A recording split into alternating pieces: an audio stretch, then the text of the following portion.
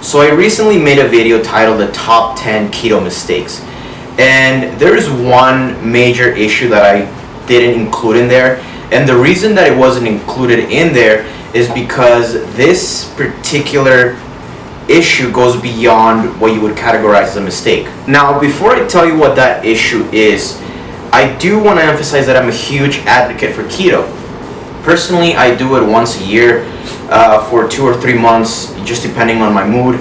It's great for breaking routine, for helping me, burn a little bit of, body fat, just kind of depending on where I'm at that point.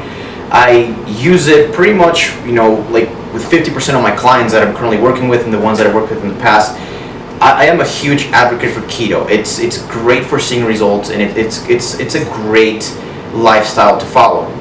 But I also want to play devil's advocate to further educate you, and so you can have a little bit of a better understanding on what to expect when you're doing keto. In our current day, keto is seen as this ultimate weight loss solution, and that's where this main issue that I want to talk to you about, that's where that begins. See, when somebody is thinking about doing keto or they're doing keto, one of the biggest issues is that there is no post-keto plan, or there is a lack of post-keto plan. Whether it's because of a lack of understanding, or they just don't know any better, or because there's a little bit of denial, they never think about what's going to happen once they stop keto. And I'm not talking about like negative side effects or anything harmful that could happen to you. I'm just talking about what's the plan after the plan.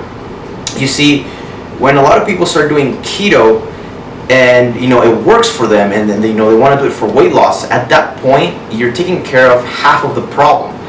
So half of that problem is the weight loss, or the body composition change that you want to see. But there is no plan as to what you're going to do once you reach your goal. This is where you hear a lot of cases of people who complain, or who they tell you their personal story about how they did keto, but then they put on the weight almost immediately, and immediately we're talking here about a time frame of 2 or 3 months, and all the weight that they lost, they put it back on. And that's because of this. Like I said, when we go back to this particular issue, when somebody they think about doing keto, or they're doing keto, they just kind of get fixated on this narrow path of like, okay, I'm going to do keto, then everything is going to be solved. And yes, like I said, that's half of the solution. You're solving half of the problem, which is the weight loss or the body composition change that you want to see. But there is no structure afterwards. It's just keto is seen as this one-time thing. I'm going to do it, and then I'm done with it. Then I don't have to worry about it. Now, there are 2 ways in which we can fix this issue. And if you're thinking about doing keto, or you're currently on keto, you have to keep these 2 things in mind, because otherwise, you're going to be one of those people who then says, well, I did keto and it didn't work for me because once I got off of it, I regained all the weight. There is going to be a plan after the plan. So the first way in which you can fix this is to keep in mind that as you're doing keto, there's a possibility that keto can be a lifestyle for you. And this is all personalized. This is all, if it fits your lifestyle, if it fits your personal culture, taste buds, your schedule, that sort of thing. And this is where you really want to immerse into keto. So let's say that you've been doing keto for 5-6 weeks, and it's just the easiest thing in the world. It works for you. You're losing weight. You can sustain it lifelong. Then my recommendation is immerse yourself in it and learn about it as much as you can. More importantly, because it's giving you the accountability that you need. It's giving you the proper habits, that are not going to sabotage you in the long term.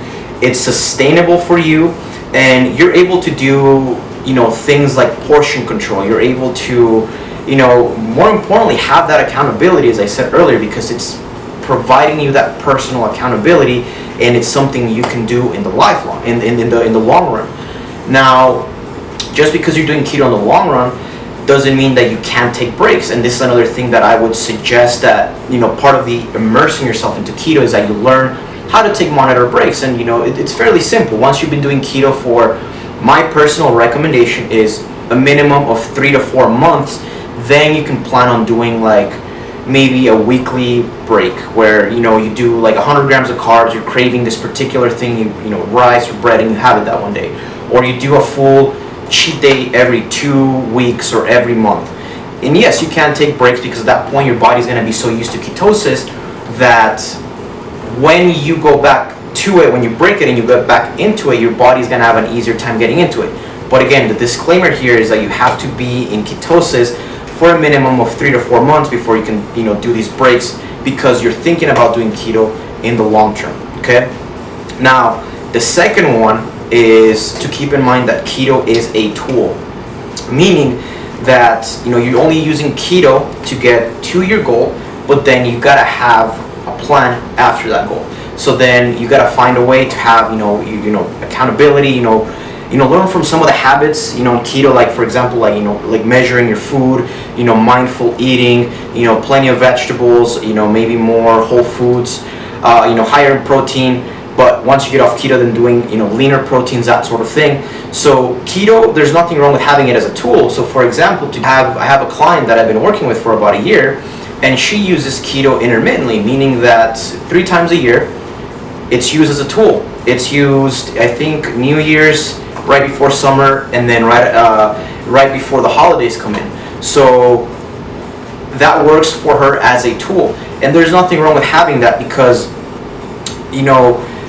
the most important thing here is, and I'm going to go back to the previous point, you have to at least get to a point where your body's been doing keto for a minimum of 3 months, and then you break it, and then it's fine. So you don't want to be the person that's doing keto every 2 weeks and you break it. That's not how it works.